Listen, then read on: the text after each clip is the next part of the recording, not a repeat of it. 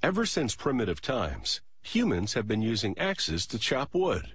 The first axes were simple sharpened stones, but when a handle was added about 35,000 years ago, it increased the force that could be applied with each strike, and that gave the axe much greater impact. Today, the axe hasn't lost its edge. Despite the proliferation of mechanized tools, it offers a low-tech, hands-on way to get the job done. A modern axe starts as a cylinder of high-quality steel. A ram nudges it into an induction furnace. The intense heat makes the steel white-hot and pliable, allowing it to be stretched and shaped.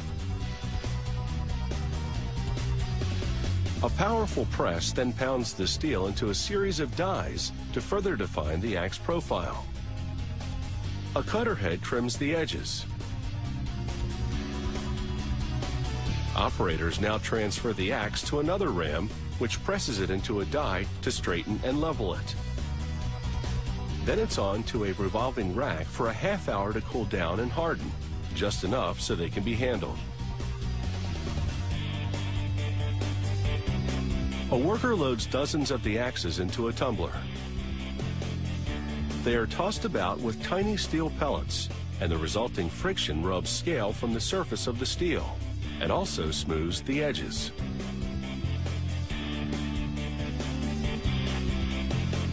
Then this worker presses the back of the axe head against a sanding belt to bevel the edges. He sands the sides of the axe head for a smooth finish. In just seconds, he sharpens both sides of the cutting edge. It takes well-honed skills to do this with such quick precision. He then polishes the neck of the axe against a narrower, finer grit sanding belt.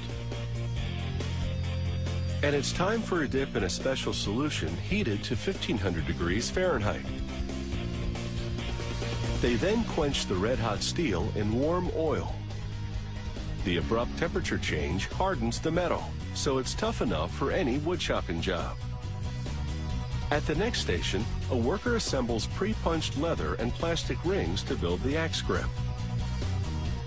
She places the black and white plastic rings at each end of the leather pack to give the grip a customized look. The rings get progressively smaller as she tapers the grip to fit the throat of the axe handle. It takes about 36 of the leather rings and 6 plastic ones to make one grip. She transfers the grip pack to an assembly press and inserts the lower part of the axe, which has been lubricated with beeswax, into the grip's center holes. A hydraulic ram drives it through. The lubrication ensures this job doesn't hit any snags.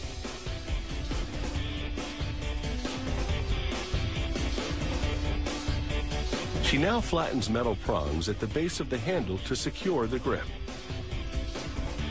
The axes rotate as a long abrasive belt rocks against the leather. It sands the grip to make the layers flush.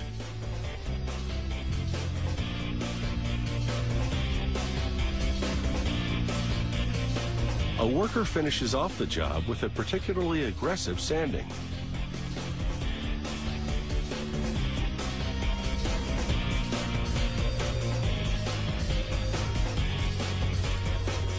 His handiwork makes this grip look really smooth.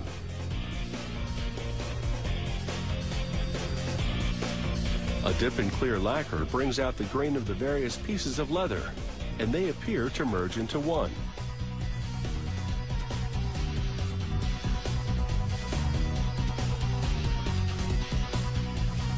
Once the lacquer dries, another worker polishes the exposed steel against a belt with a very fine grit. The result is a glossy sheen that ensures this axe will definitely look good on the job.